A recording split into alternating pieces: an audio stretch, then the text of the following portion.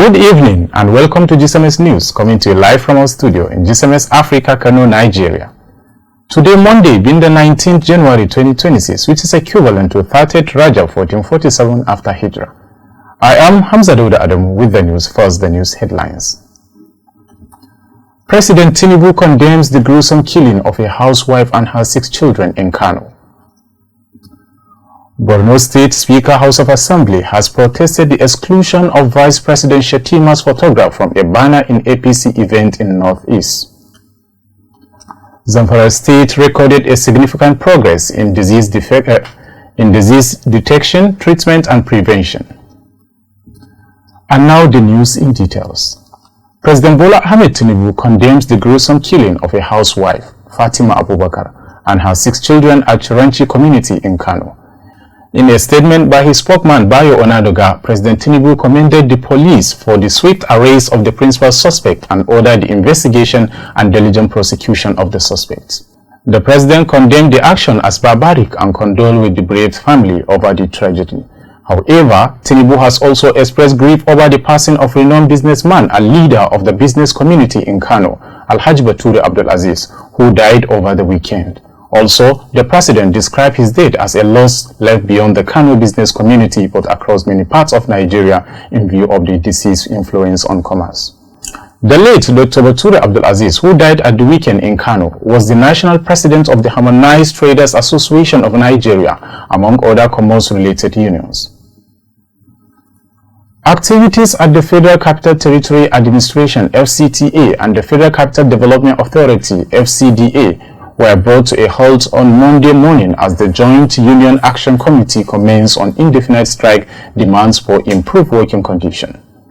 As early as 7 a.m., the main gates of the FCTA Secretariat were locked, preventing staff and visitors from accessing the complex. Reports indicate that most agencies within the Secretariat were shut down. However, the closure followed a circular issued late Sunday night by the committee leadership, directing all workers to remain at home in strict compliance with the industrial action. In the notice titled called Remain at Home, the committee appealed to staff to cooperate with the union to ensure the success of what is described as agitation for better working conditions in the FCTA. Meanwhile, the statement warned workers against reporting for duty, noting that a committee task force had been deployed to enforce full compliance. Tension gripped part of Oshogbo, the Osun State capital, on Sunday, following the brutal killing of a former unit chairman of the National Union of Road Transport Workers, Kazim Oyewole, who served as part-time chairman of the Aragbe unit of the union between 2018 and 2022, was reportedly attacked and killed at Elelede Junction on Sunday afternoon. However, eyewitnesses say suspected hoodlums had earlier set up a base at the junction, allegedly extorting money from passers-by under the guise of raising funds for a carnival. Trouble started when 2 men arrived on a motorcycle and were forced to disembark. Meanwhile, gunshots were reportedly heard during the scuffle, after which Oyewole was identified as one of the victims.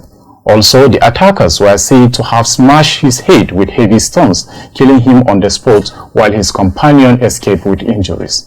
The incident triggered panic in the area, forcing traders and nearby business to shut down as residents fled for safety. You are still watching to GCMX News. Stay tuned as we come back shortly.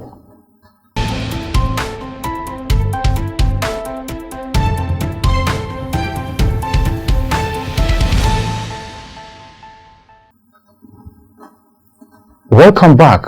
The Zamfara State Tuberculosis, Leprosy and Borrelli Ulcer Control Program has recorded significant progress in disease detection, treatment and prevention. The achievement was disclosed at a quarterly review meeting with local government area team held in Gusau, the Zamfara State capital. However, the meeting brought together program officers, local government tuberculosis supervisors, and key stakeholders to assess performance and strengthen service delivery across the state. Also, speaking at the meeting, the Commissioner for Health, Nafisa Muhammad Maradun, said the program intensified active case search at all levels of healthcare, resulting in a 99% treatment success rate and 100% enrollment at all identified patients. Meanwhile, she noted that data from the program showed a 27% increase in tuberculosis case notification in 2025 compared to 2024, while childhood tuberculosis notification rose by 47% within the same period. Also, the Commissioner described the development as a major step towards controlling tuberculosis and related diseases in the state. The Speaker of the Borno State House of Assembly, Abdul Karim Lawan, has protested the exclusion of Vice President Kashim Shettima's photograph from a banner displayed at an APC event in the Northeast. The banner reportedly featured President Bola Ahmed Tinubu, 5 APC governors from the Northeast and party national legal advisor, but omitted the Vice President. Speaking at the venue, the Speaker described the omission as unfair and inappropriate, especially as the event is taking place in Maiduguri, the Vice President's hometown. However, he warned that such action could trigger tension similar to what reportedly happened at a previous APC event in Gombe State. According to him, it was wrong for organizers to exclude the image of a sitting Vice President who hails from Borno State and the Northeast Zone.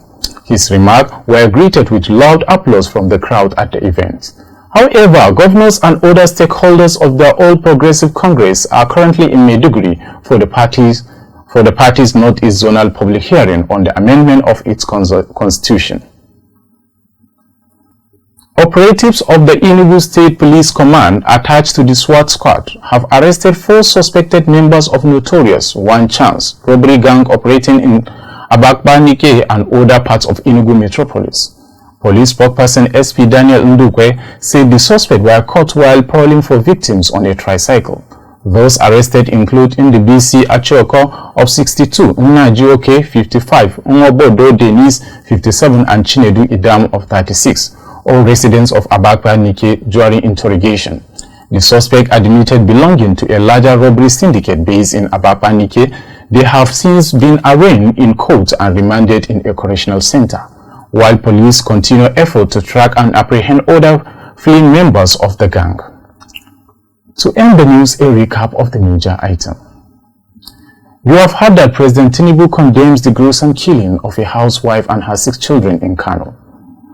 Also, you heard that Borno State Speaker House of Assembly has protested the exclusion of Vice President Shettima's photograph from a banner in APC event in Northeast.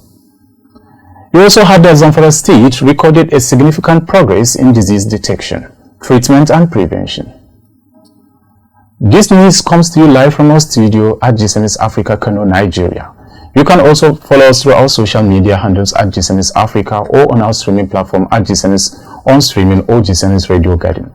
Once again, I'm Hamza Daud Adamu saying goodbye for now.